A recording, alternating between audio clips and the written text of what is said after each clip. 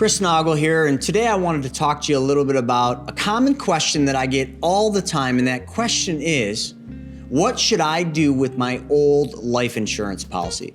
When they learn about the privatized banking policies we design, and they learn about the infinite banking concept, which is the process we apply to the policies to move their money and make their money go to work for them, this always comes up because most people at some point in their life have had an advisor or an insurance agent that has sold them some policy.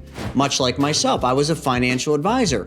18 years ago, I sold myself what I thought was one of the best policies you could possibly buy. It was called a variable universal life, commonly called a VUL. They were the hottest products in the market back in the day when I was pitching these things. And I was so bought into the whole concept of, it's like buy term, invest the difference all in one place. I was able to buy a policy, get life insurance, and then invest in a basket of mutual funds, and they had a whole bunch of them where I would gain in the markets. So I started this thing 18 years ago, and I have now come to the consensus that why do I still have this thing? Oh, because it's 18 years old? Yes, but also one of the reasons why I've had it this long is not because I wanted to keep it this long. It's because this great product that I bought from myself as an advisor 18 years ago had a surrender charge and a surrender period. And that surrender period on this thing was 11 years. Meaning if I got rid of this policy or took money from this policy anytime in the first 11 years, there was a penalty, like a surrender. So if I canceled the policy, I would only get the surrender value, not the full amount of my cash value. I would only get the surrender value. Now, luckily, that was a while ago, and I've nothing other than being lazy. I haven't really looked at it until recently. I looked at this policy, which is right here. I got my old policy right here. I've got my in-force illustration. So here's a piece of advice. If you're wondering how you can look at your policy from way back when, call your agent or call the company. This one was New York Life. Call the company and ask them to send you an in-force illustration. And they will send you something just like this, which will show your current cash value, all the numbers, and it will show you into the future based on assumptions you put in. Now, a variable universal life was a product that's much like an IUL, an indexed universal life. This is what most people hear about today. Your financial advisors are raving about these IULs. The insurance agents are raving about these IULs. You get the upside of the market, but no downside. You can't lose money. Now, the VUL, I could lose money. And oh boy, did I ever. In 2008, when the market tanked in the Great Recession, my VUL took a hit. Matter of fact, I got notices that the policy was going to lapse because the amount it was making wasn't enough to support the amount of the cost. That was a dangerous proposition to be in. But that was then, and this is now, and IULs have a floor, so you can't lose any investment returns because usually the floor is 0 or slightly more. But I promise you, in an IUL, you certainly can lose money because it's not just the market performance we're looking at, it's the fees, and fees. Kind of like signs, and signs. There's fees, and fees. My VUL, that I thought was the greatest product back in the day, is riddled with fees, just like IULs are, but they're buried. Unless you read that giant prospectus or the whole contract, you don't even know what you're paying for these. All you know is what the hypothetical return will be and what the hypothetical long-term growth will be.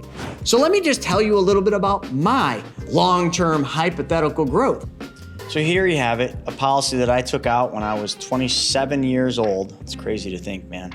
27 years old, it's 18 years later at the end of this year. I'll be 45. It's a small policy. I didn't have a whole lot of money back then, so I started with what I could, $1,272, but the math is $22,896 that I put into it. As you can see, here's my cash value at a hypothetical 8% return, netting out 7.49.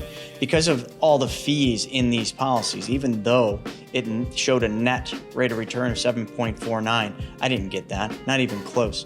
That was just hypothetical moving forward. I have severely underperformed what I thought this plan was going to be worth. Now, the reason the cash surrender value shows 14 versus 21 is because I got an outstanding loan of $6,596. So this is the policy I started a long time ago, and what I'm now doing is I'm going to do a 1035 exchange, and I'm gonna move this money right here, the cash value, I'm gonna move that over to a brand new, properly designed and engineered whole life, which is found right here. This is my sample illustration. So it's gonna be that policy and another one that's gonna come over as a 1035 exchange. So you can see this will be the 1035 exchange money from the old policies coming into it. And then each year, I'm gonna put $15,000 in for a period of 10 years, and then I'll drop that down to $5,000 when I get rid of the term insurance. Right out of the hole, for my family, I get $618,000 worth of death benefit versus about $200,000 with my other two policies, so it's significantly better from a legacy play, but I also get significantly better access. I now have access to 33 of the 42, and each year that money grows to the point of, if I get to year 10 and 11, I've put in roughly, I think 135,000 was the math here. You can see I was kind of penciling it in. No, 177 as of the 10 years. And then here I got 192. But then if I do it year by year and take the money out, this year I put 5,000 in, and my net gain after taking the 5 out is 7,508. So imagine going to your bank and you give them $5,000 and they return 12,508. So you give the bank $5,000 that year, and then the bank hands you back 30 days later or a year later, whatever you want, $12,508. And that net, because if you take the 12 minus the 5, my $5,000 netted me, net, $7,508. And the best part is that number keeps going up and up and up. I get a raise every single year because of uninterrupted compound interest. So what is your policy doing? Your policy look like my old one did? Lackluster performance? If you've got a VUL or an IUL, I bet you it does. And now today, with the market being down almost 1,000 points, I bet you your returns aren't looking too shabby. But because it's all hypothetical, they can illustrate whatever they want. See, there's no illustrations here.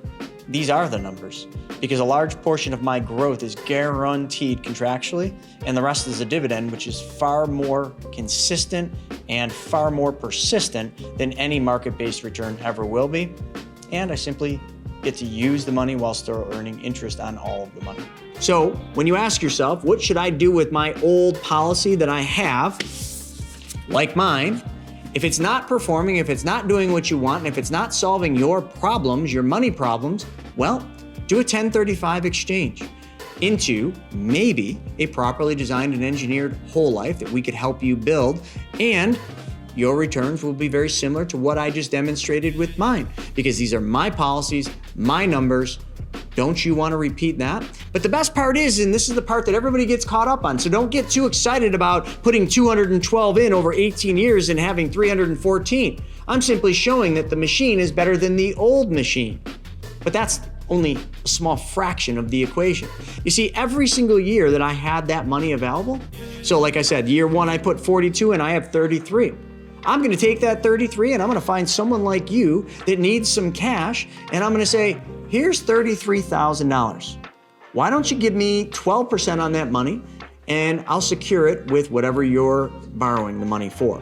Real estate, maybe it's a car. Here's 33 grand, you pay me 12%. So I made money there. Matter of fact, I made money twice. And each and every single year that I put money in, I take that money out and I find someone like you that needs $16,000. I find someone like you that needs $30,000. I find someone like you that needs 100 grand over time. And I just keep moving that money. And here's one thing that I will promise you will happen.